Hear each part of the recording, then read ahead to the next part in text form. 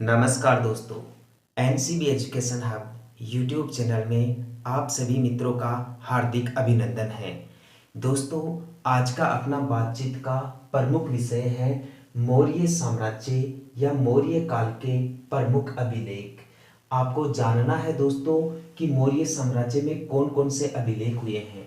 सबसे पहली बात बता दूं आपको, अभिलेखों के अध्ययन को एपिग्राफी कहा जाता है। तो यहाँ दोस्तों उलटफेर करके भी आपसे क्वेश्चन पूछा जा सकता है कि अभिलेखों के अध्ययन को क्या कहते हैं, एपिग्राफी। या एपिग्राफी किसका अध्ययन है, अभिलेखों का अध्ययन है। दोस्तों आज की इस वीडियो क्लास में हम रुद्रदामन का जूनागढ़ अभिलेख पढ़ेंगे, एक दोस्तों अशोक के अभिलेखों की प्रारंभिक जानकारी पढ़ेंगे, और दोस्तों एक कौशाम्बी का अभिलेख पढ़ेंगे। इसके अलावा भाबरू का शिलालेख या बेराट का शिलालेख पढ़ेंगे, दिल्ली टोपरा का अभिलेख पढ़ेंगे, और जो दिल्ली मेरठ का अभिलेख है उसके बारे में पढ़ेंगे, महादेव का लेख भी पढ़ेंगे दोस्तों। ठीक है, तो आइए दोस्तों हम डिटेल से प्रारंभ करते हैं। दोस्तों आज की वीडियो क्लास प्रतियोगी परीक्षाओं की दृष्टि से अत्यधिक महत्वपूर्ण है, इसलिए आप ध्यान लगाकर वीडियो को अंत तक देखें। यह वीडियो क्लास आपके रीट मेंस एग्जाम में काम में आएगी, इसके अलावा एसएससी जीडी में काम में आएगी, राजस्थान में जो सीईटी के टेस्ट होने वाले हैं उसमें काम में आएगी, और दोस्तों एलडीसी एग्जाम के अंदर भी ये काम में आने वाली है। यदि आप आरपीएससी की तैयारी कर रहे हैं, यूपीएससी की तैयारी कर रहे हैं, या सेकंड ग्रेड टीचर की तैयारी कर रहे हैं, या फिर आप दोस्तों दिल्ली पुलिस की तैयारी कर रहे हैं, या आरआरबी या रेलवे डिपार्टमेंट की तैयारी कर रहे हैं, तो यह वीडियो क्लास आपके लिए अत्यधिक लाभदायक साबित होगी, अत्यधिक निर्णायक साबित होगी। ठीक है दोस्तों, आइए क्लास प्रारंभ करते हैं। मौर्य काल में जितने भी अभिलेख हुए हैं उनके बारे में पढ़ेंगे। दोस्तों आपको मैं बता दूं कि अभिलेखों के अध्ययन को एपिग्राफी कहा जाता है। डायरेक्ट यहां से भी क्वेश्चन पूछा जा सकता है कि एपिग्राफी किसे कहते हैं, अभिलेखों के अध्ययन को एपिग्राफी कहते हैं। आप ये भी ध्यान रखना दोस्तों, भूकंप के अध्ययन को क्या कहते हैं, सीस्मोलॉजी कहा जाता है। ठीक है दोस्तों, आइए पहला मौर्यकालीन अभिलेख पढ़ेंगे दोस्तों, रुद्रदामन का जूनागढ़ अभिलेख।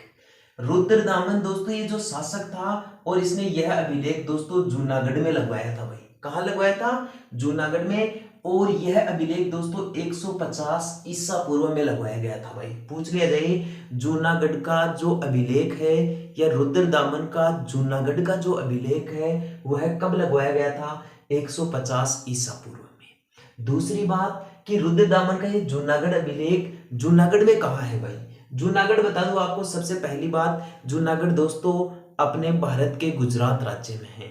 गुजरात राज्य में दोस्तों सौराष्ट्र क्षेत्र आप जानते होंगे, जो एशियाई शेरों के लिए प्रसिद्ध है, जहां गिर की पहाड़ियां भी स्थित है, या गिर अभ्यारण्य भी है, या गिर नेशनल पार्क भी है।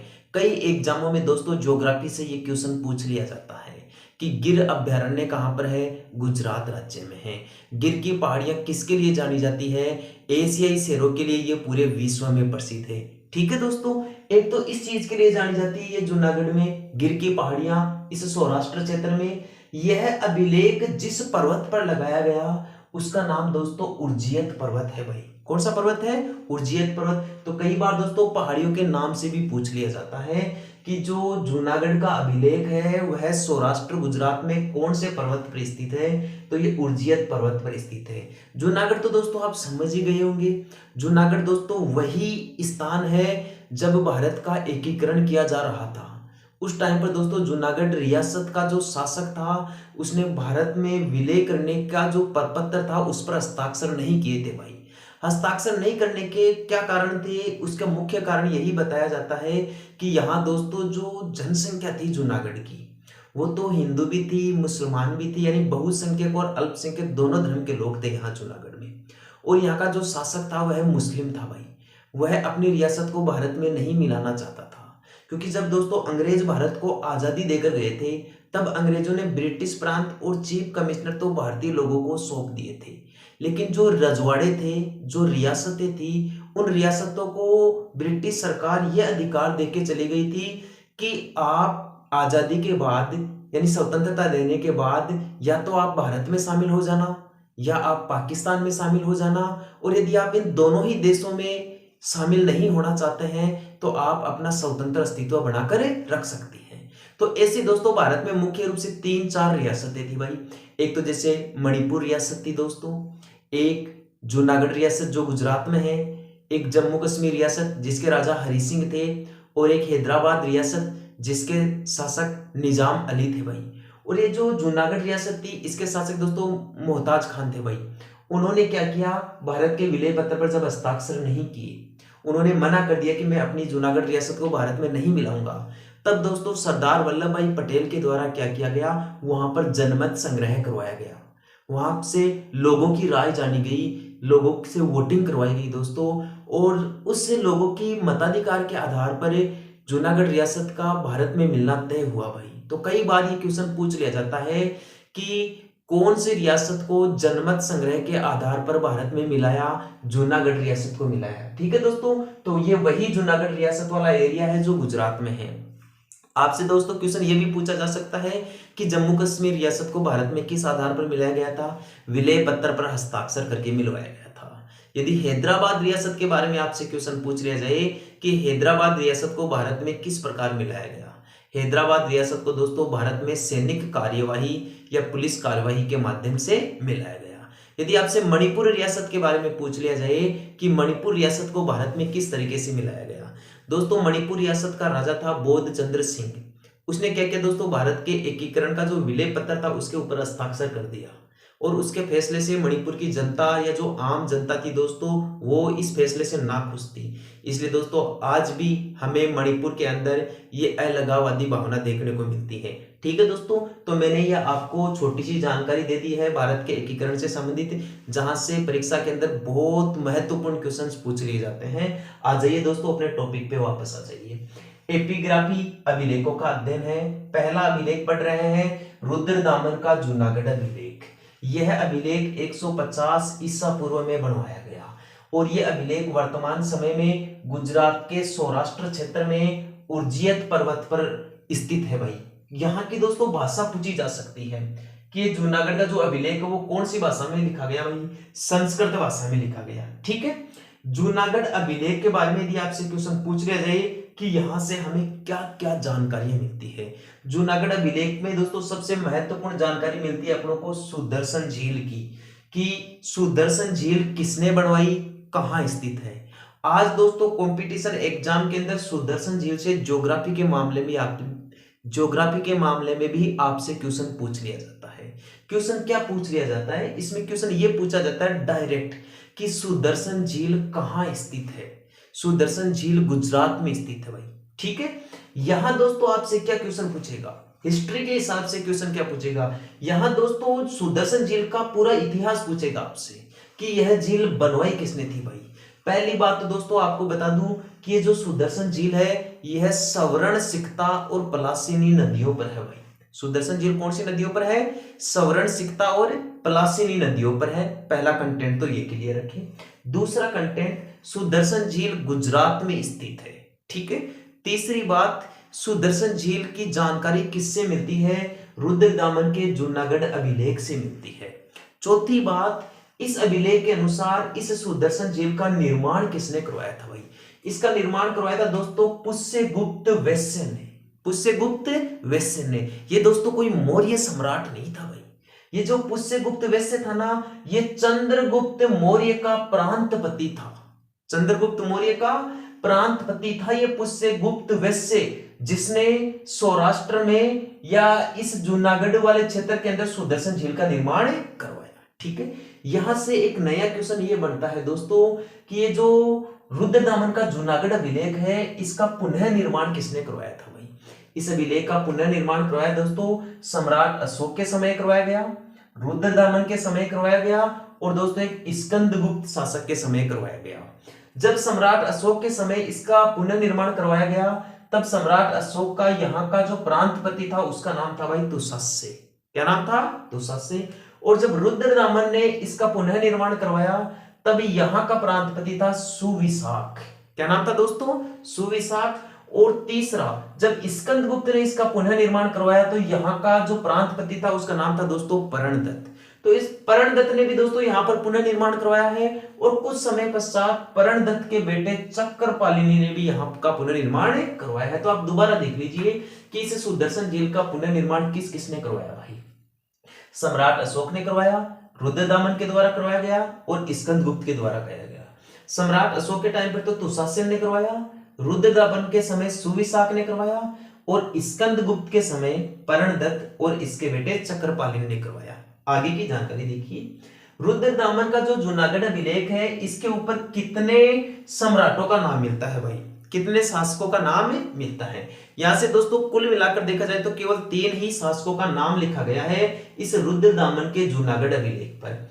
एक तो दोस्तों चंद्रगुप्त मौर्य का नाम लिखा गया है, एक सम्राट अशोक का नाम लिखा गया है और एक रुद्रदामन का नाम लिखा गया है। ठीक है दोस्तों, तो इस प्रकार चंद्रगुप्त मौर्य, सम्राट अशोक और रुद्रदामन, इन तीनों शासकों का नाम इस अभिलेख पर लिखा हुआ है। एक बार शॉर्ट में देख लीजिए।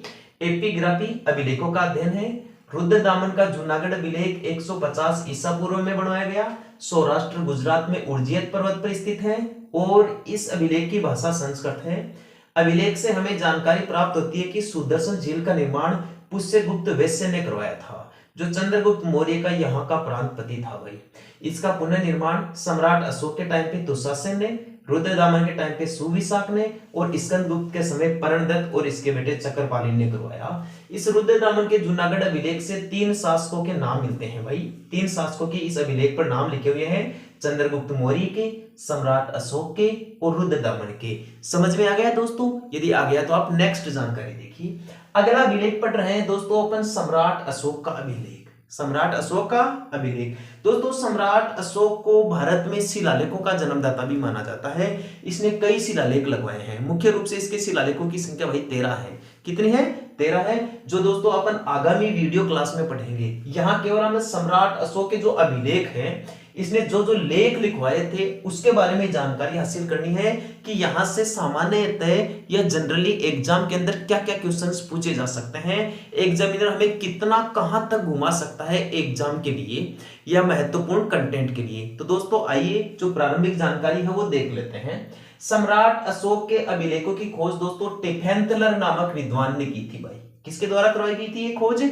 टिफेंतलर नामक विद्वान ने इसकी खोज की थी सम्राट अशोक के अभिलेखों की। लेकिन दोस्तों ये इसके अभिलेखों को पढ़ नहीं पाया। तो पढ़ने के मामले में अलग क्वेश्चन पूछा जाता है कि सम्राट अशोक के अभिलेखों को सबसे पहले पढ़ा किसने भाई? खोज तो टिफेंतलर के द्वारा की गई, पढ़ने का काम किया गया जेम्स प्रिंसेप ने। किसने पढ़ा भाई? जेम्स प्रिंसेप ने। ये क्वेश्चन दोस्तों एग्जाम में पता नहीं कितनी बार पूछ लिया गया है। कई बार दोस्तों कई एग्जामों में ये क्वेश्चन रिपीट हो चुका है कि सम्राट अशोक के अभिलेखों को सर्वप्रथम किसने पढ़ा। पढ़ने वाला पहला विद्वान था दोस्तों जेम्स प्रिंसेप, जबकि अभिलेखों की खोज करने वाला विद्वान था टिफेंतलर। तो दोनों का ध्यान रखना, कंफ्यूज मत हो जाना। ठीक है दोस्तों, टिफेंतलर ने तो खोज की और जेम्स प्रिंसेप ने इन अभिलेखों को सबसे पहले पढ़ा। नेक्स्ट बात देखिए, सम्राट अशोक के अभिलेखों की भाषा क्या थी भाई?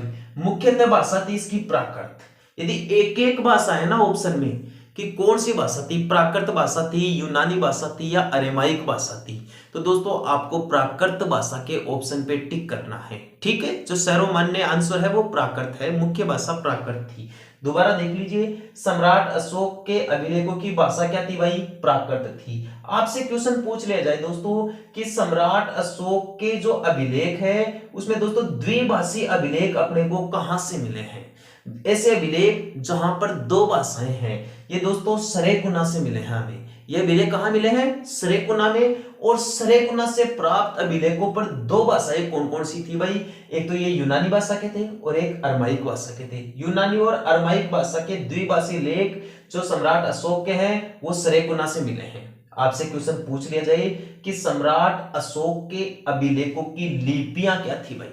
सम्राट अशोक के अभिलेखों की लिपियां दोस्तों एक तो ब्राह्मी लिपि थी, एक खरोष्टी लिपि थी, एक अरमाइक लिपि थी और एक यूनानी लिपि थी। ठीक है दोस्तों, अब यहां देखिए आप, ब्राह्मी लिपि तो कहां के अभिलेखों में मिलती है दोस्तों? भारत के अभिलेखों में केवल ब्राह्मी लिपि देखने को मिलती है। क्वेश्चन आपसे पूछना चाहिए कि सम्राट अशोक के अभिलेखों में भारत के अभिलेखों पर कौन सी लिपि का प्रयोग किया गया?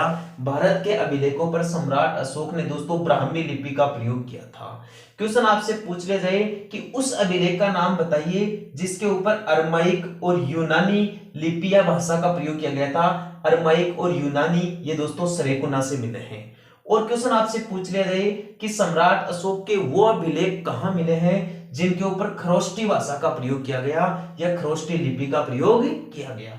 दोस्तों खरोष्टी लिपि का उपयोग एक तो साहेबाजगढ़ी में किया गया और एक मानदेसरा में किया गया, मानसेहरा में किया गया। अर्थात साहेबाजगढ़ी और मानसेहरा से प्राप्त अभिलेखों की भाषा, सम्राट अशोक के अभिलेखों की लिपि जो थी वो दोस्तों खरोष्टी थी। नेक्स्ट क्वेश्चन, ये जो सम्राट अशोक है इनको सामान्यतः दोस्तों देवानाम प्रिय के नाम से जाना जाता है। तो पूछ लिया जाएगा कि सम्राट अशोक का प्रिय नाम क्या था? सम्राट अशोक का प्रिय नाम था भाई देवानाम प्रिय। दोबारा देख लीजिए सम्राट अशोक के अभिलेखों की प्रारंभिक जानकारी। सम्राट अशोक के अभिलेखों की खोज टिफेंथलन ने की। इनको सबसे पहले पढ़ने का काम जेम्स प्रिंसेप ने किया। इन अभिलेखों की भाषा प्राकृत थी। द्विभाषी अभिलेख सरेकना से मिली है जिनमें यूनानी और अरमाइक भाषा मिलती है। अशोक के अभिलेखों की लिपियां 4 थी भाई, ब्राह्मी, खरोष्टी, अरमाइक और यूनानी। ब्राह्मी लिपि के अभिलेख भारत से मिले हैं। खरोष्टी लिपि के अभिलेख साहबाजगढ़ी और मानसेहरा से मिले हैं। और अरमाइक और यूनानी भाषा के लेख अपने को कहां से मिले हैं भाई? सरेकुना से मिश्रित लेख। ये जो देवानाम प्रिय नाम है ये सम्राट अशोक का मिलता है। अगली जानकारी देखिए दोस्तों, कौशाम्बी का अभिलेख। कौशाम्बी के अभिलेख के मुख्य रूप से दोस्तों ये 3 उपनाम है भाई। आपसे क्वेश्चन पूछ लिया जाए कि कौशाम्बी के अभिलेख के कौन कौन से उपनाम है? इसे एक तो रानी का अभिलेख कहते हैं। क्या कहते हैं भाई? रानी का अभिलेख। एक दोस्तों इसे प्रयाग प्रशस्ति कहते हैं भाई। आपसे क्वेश्चन पूछ लिया जाए कि प्रयाग प्रशस्ति क्यों कौन से अभिलेख को कहा जाता है? ये दोस्तों कौशाम्बी के अभिलेख को ही कहा जाता है। कौशाम्बी के अभिलेख को रानी का अभिलेख कहते हैं, इसे प्रयाग प्रशस्ति कहते हैं या इसे इलाहाबाद प्रशस्ति के नाम से भी जाना जाता है। ठीक है दोस्तों, अब यहां देख लीजिए कि ये जो अभिलेख है कौशाम्बी का अभिलेख, इससे हमें क्या क्या जानकारियां प्राप्त होती है भाई। ये जो कौशाम्बी का अभिलेख है दोस्तों, एक तो इसे रानी का अभिलेख कहते हैं, प्रयाग प्रशस्ति कहते हैं और इलाहाबाद प्रशस्ति कहते हैं। ठीक है, ये जो प्रयाग प्रशस्ति थी दोस्तों, इस प्रयाग प्रशस्ति का जो लेखक था वह हरिसेन था भाई। क्वेश्चन डायरेक्ट यह पूछ लिया जाता है कि प्रयाग प्रशस्ति के लेखक कौन थे? दोस्तों प्रयाग प्रशस्ति के लेखक हरिसेन थे। और किसके शासनकाल में हरिसेन नामक विद्वान ने प्रयाग प्रशस्ति लिखी? दोस्तों समुद्रगुप्त के शासनकाल में। किसके शासनकाल में? समुद्रगुप्त के। दोबारा देख लीजिए, कौशाम्बी के अभिलेख पर प्रयाग प्रशस्ति लिखने का काम हरिसेन के द्वारा किया गया समुद्रगुप्त के समय। कौन से शासक के समय भाई? समुद्रगुप्त के समय। ये जो प्रयाग प्रशस्ति है इसके ऊपर दोस्तों हमें कारुवाकी के दान की जानकारी मिलती है। ये कारुवाकी तो जानते हो दोस्तों, कौन थी कारुवाकी? कारुवाकी दोस्तों सम्राट अशोक की रानी का नाम था भाई। सम्राट अशोक की रानी का नाम था कारुवाकी। तो इस रानी के द्वारा किए गए दान की जानकारी मिलती है और इसीलिए दोस्तों इस रानी के कारण ही इसे रानी के अभिलेख के नाम से भी जाना जाता है। तो ये क्वेश्चन दोस्तों कई एग्जाम के अंदर पूछा जा चुका है कि सम्राट अशोक की रानी का क्या नाम था? कारुवाकी। कारुवाकी के दान की जानकारी हमें कौन से अभिलेख से मिलती है? हमें दोस्तों कौशाम्बी के अभिलेख से मिलती है, रानी के अभिलेख से मिलती है, प्रयाग प्रशस्ति से मिलती है या इलाहाबाद के अभिलेख से मिलती है या इलाहाबाद प्रशस्ति से मिलते हैं। यदि आपसे क्वेश्चन पूछ लिया जाए कि ये इलाहाबाद में किसके शासनकाल में स्थापित किया गया भाई? दोस्तों ये अकबर के समय इलाहाबाद में स्थापित किया गया। किसके समय भाई? अकबर के समय स्थापित किया गया। आजकल आप जानते हो दोस्तों इलाहाबाद का नाम बदलकर प्रयाग कर दिया गया है या प्रयागराज कर दिया गया है। ये जो कौशाम्बी अभिलेख है इसके ऊपर दोस्तों हमें जहांगीर और बीरबल का लेख मिलता है। तो यहां से भी दोस्तों क्वेश्चन पूछा जा सकता है कि उस अभिलेख का नाम बताइए जिसके ऊपर जहांगीर और बीरबल का लेख लिखा हुआ है। तो जहांगीर और बीरबल का लेख हमें कौशाम्बी अभिलेख से मिलता है। एक दोस्तों आपसे पूछा जा सकता है कि कौन से अभिलेख पर तीवर की जानकारी मिलती है? तीवर तो जानते हो क्या? तीवर कौन था? तीवर दोस्तों अशोक का पुत्र था भाई। सम्राट अशोक का पुत्र, सम्राट अशोक के पुत्र का क्या नाम था भाई? तीवर था। ठीक है दोस्तों, सम्राट अशोक के पुत्र का नाम था तीवर और सम्राट अशोक की रानी का नाम था कारुवाकी। तो तीवर की जानकारी भी मिलती है कौशाम्बी अभिलेख से। एक दोस्तों आपको जो चौथा अभिलेख है वो पढ़ना है। मौर्यकालीन जो चौथा अभिलेख है दोस्तों वो भाब्रू शिलालेख है भाई। कौन सा है? भाब्रू शिलालेख। और ये शिलालेख दोस्तों वर्तमान समय में बेराट में था भाई। बहाबरू शिलालेख वर्तमान समय में कहां पर था भाई? बेराट में। वर्तमान समय में तो नहीं कह सकते, क्योंकि बहाबरू शिलालेख को दोस्तों वर्तमान समय में बेराट में नहीं रखा है। इसे वर्तमान समय में दोस्तों कलकत्ता म्यूजियम में रखा गया है भाई। कहां पर रखा गया है? कलकत्ता म्यूजियम में रखा गया। बहुत अच्छा क्वेश्चन है ये। वर्तमान समय में बहाबरू शिलालेख कौन सी जगह रखा गया है? कलकत्ता संग्रहालय या कलकत्ता म्यूजियम में रखा गया है। हाँ, बेराट के बारे में आपसे क्या सवाल पूछेगा यहां से? बेराट के बारे में दोस्तों आपसे सवाल पूछेगा कि बहाबरू का शिलालेख मिला कहां था। बहाबरू के शिलालेख की खोज बेराट में की गई थी भाई। बेराट में भी दोस्तों बीजक की पहाड़ी से मिला था यह, मुख्य रूप से बीजक की पहाड़ी। अति महत्वपूर्ण क्वेश्चन है दोस्तों ये, बीजक की पहाड़ी। बीजक की पहाड़ी मोस्ट इंपोर्टेंट क्वेश्चन ऐसे मान लीजिए दोस्तों आप। तो आपसे पूछा जा सकता है कि बहाबरू का शिलालेख कहां मिला? बेराट की पहाड़ी, जयपुर। उसके अंदर भी दोस्तों बीजक की पहाड़ी मेन पहाड़ी थी जहां बहाबरू का शिलालेख मिला। वर्तमान समय में बहाबरू का शिलालेख कहां पर है? कलकत्ता में। Most important question, Captain Burt. Captain Burt वह व्यक्ति था या वह पुरातत्ववेत्ता थे जिसने बहाबरू के शिलालेख की खोज की थी। बहाबरू का शिलालेख किसके द्वारा खोजा गया था भाई? कैप्टन बर्ट के द्वारा खोजा गया था। नेक्स्ट क्वेश्चन देखिए। हाँ, आपको एक और बात बता दूं मैं, अगला जो अभिलेख है उसको पढ़ने से पहले बहाबरू के शिलालेख की जानकारी बता दूं। यहां से क्या जानकारी मिलती है अपने को? बहाबरू के शिलालेख से जानकारी मिलती है कि किस प्रकार सम्राट अशोक ने बौद्ध धर्म स्वीकार किया। जो ये दोस्तों सम्राट अशोक थे, ये प्रारंभ में शैव धर्म के अनुयायी थे। भगवान शिव जी की आराधना करते थे ये सम्राट अशोक, या भगवान शिव जी को मानते थे। तो ये शैव धर्म के अनुयायी थे सम्राट अशोक। बाद में आगे चलकर इन्होंने बौद्ध धर्म स्वीकार कर लिया, और बौद्ध धर्म स्वीकार किया था दोस्तों इन्होंने अपने धार्मिक गुरु उपगुप्त की प्रेरणा लेकर। तो इनके धार्मिक गुरु का नाम दोस्तों उपगुप्त था। तो धार्मिक गुरु उपगुप्त की मदद से इन्होंने बौद्ध धर्म स्वीकार किया। इसी बेराट अभिलेख पर दोस्तों ये जानकारी लिखी गई है सम्राट अशोक के द्वारा कि मैं सम्राट अशोक बुद्ध, धम्म और संघ में अटूट विश्वास रखता हूं। ठीक है दोस्तों, तो ये कहानी थी बहाबरू शिलालेख की। एक आप ये देखना दोस्तों, दिल्ली टोपरा अभिलेख और दिल्ली मेरठ अभिलेख। ये भी दोस्तों अति महत्वपूर्ण क्वेश्चन है। ये जो दिल्ली मेरठ अभिलेख है दोस्तों, ये फिरोज शाह जो तुगलक था ना दोस्तों, एफटी कहते हैं जिसको, फिरोज शाह तुगलक ने दिल्ली मेरठ अभिलेख को दिल्ली में स्थापित करवाया भाई। कहां स्थापित करवाया? दिल्ली में। तो ये क्वेश्चन पूछा जा सकता है आपसे कि वह शासक कौन था जिसके शासनकाल में इन अभिलेखों को दिल्ली में स्थापित करवाया? उसका नाम था भाई फिरोज शाह तुगलक। ये जो अभिलेख था ना दोस्तों, ये दिल्ली टोपरा अभिलेख, ये दिल्ली टोपरा अभिलेख दोस्तों चौहान साम्राज्य से जुड़ा हुआ है भाई। किससे जुड़ा हुआ है? चौहान साम्राज्य से। और इस दिल्ली टोपरा अभिलेख पर एक चौहान राजा थे दोस्तों, विग्रहराज चतुर्थ। कौन थे भाई? विग्रहराज चतुर्थ, जिनके शासनकाल को चौहानों का क्लासिक युग मानते हैं या चौहानों का स्वर्ण काल मानते हैं। तो चौहान राजा विग्रहराज चतुर्थ ने इस दिल्ली टोपरा अभिलेख पर, यहां पर दोस्तों इन्होंने महादेव का लेख लिखवाया था भाई। किसका लेख लिखवाया था? महादेव का लेख। बहुत ही अच्छा सवाल, क्वेश्चन पूछ ले जाएगा कि सम्राट पृथ्वीराज चौहान का जो वंशज था दोस्तों, या उसके वंश के जो व्यक्ति थे विग्रहराज चतुर्थ, उन्होंने महादेव का लेख कौन से अभिलेख पर लिखवाया? दिल्ली टोपरा अभिलेख पर लिखवाया था। ठीक है दोस्तों, तो ये थे आज के मौर्यकालीन सभी अभिलेख। मुख्य रूप से दोस्तों हमने रुद्रदामन का जूनागढ़ अभिलेख की जानकारी पढ़ी है, अशोक के अभिलेखों की प्रारंभिक जानकारी पढ़ी है, कौशाम्बी का अभिलेख पढ़ा है, इसके अलावा दोस्तों बहाबरू का शिलालेख पढ़ा है या बेराट का शिलालेख पढ़ा है, और दिल्ली टोपरा और दिल्ली मेरठ का शिलालेख पढ़ा है। दोस्तों आप एक बार इसका स्पेशल रिवीजन और देख लीजिए ताकि आपको सारी जानकारी क्लास में ही याद हो जाए। आइए दोस्तों, मौर्यकालीन अभिलेख पढ़ रहे हैं। अभिलेखों के अध्ययन को एपिग्राफी कहते हैं। जूनागढ़ में स्थित रुद्रदामन के अभिलेख को 150 ईसा पूर्व में बनवाया गया। यह सौराष्ट्र गुजरात में है, उर्जियत पर्वत पर है, और इसकी भाषा संस्कृत है। इस अभिलेख से जानकारी मिलती है सुदर्शन झील की। सुदर्शन झील दोस्तों पुष्यगुप्त वैश्य ने बनवाया। इसका प्रांतपति चंद्रगुप्त मौर्य का प्रांतपति था ये पुष्यगुप्त वैश्य। इसका पुनर्निर्माण अशोक, रुद्रदामन और स्कंदगुप्त ने करवाया। अशोक के समय प्रांतपति तुषस्य, रुद्रदामन के समय सुविशाख और स्कंदगुप्त के समय पर्णदत्त और इसका बेटा चक्रपालिन था। इस अभिलेख पर 3 नाम मिलते हैं भाई, एक तो चंद्रगुप्त मौर्य का, सम्राट अशोक का और रुद्रदामन का। अशोक, सम्राट अशोक के जो अभिलेख थे उसकी खोज टिपेथरा ने की थी। इनको सबसे पहले पढ़ने का काम जेम्स प्रिंसेप ने किया। इन अभिलेखों की भाषा प्राकृत थी। द्विभाषी अभिलेख यानी यूनानी और अरमाइक भाषा के अभिलेख सरेकुना से मिले हैं। इसकी लिपियां 4 थी, ब्राह्मी, ख्रोष्टी, अरमाइक और यूनानी।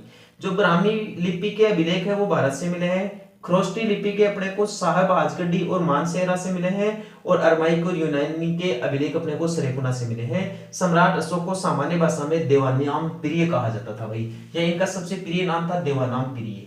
कौशाम्बी अभिलेख को रानी का अभिलेख कहते हैं, प्रयाग प्रशस्ति कहते हैं या इलाहाबाद प्रशस्ति कहते हैं। अकबर के समय इसे इलाहाबाद में स्थापित किया गया। इस अभिलेख से दोस्तों कारुवाकी जो अशोक की रानी थी इसके दान की जानकारी मिलती है। इसका जो प्रयाग प्रशस्ति का लेखक था वो हरिसेन था और समुद्रगुप्त के समय ये प्रशस्ति लिखी गई। इस कौशाम्बी के अभिलेख से हमें जहांगीर का लेख मिलता है, बीरबल का लेख मिलता है। ठीक है दोस्तों, इसी अभिलेख से हमें तीवर की जानकारी मिलती है। ये जो तीवर था दोस्तों सम्राट अशोक का बेटा था। अब पढ़ रहे हैं दोस्तों बाबरू का अभिलेख। बाबरू का अभिलेख या बेराट का अभिलेख दोस्तों बीजक की पहाड़ी जयपुर में है। कैप्टन बट के द्वारा खोजा गया। इसे बेराट का अभिलेख भी कहते हैं और यह अभिलेख वर्तमान समय में कलकत्ता संग्रहालय में है।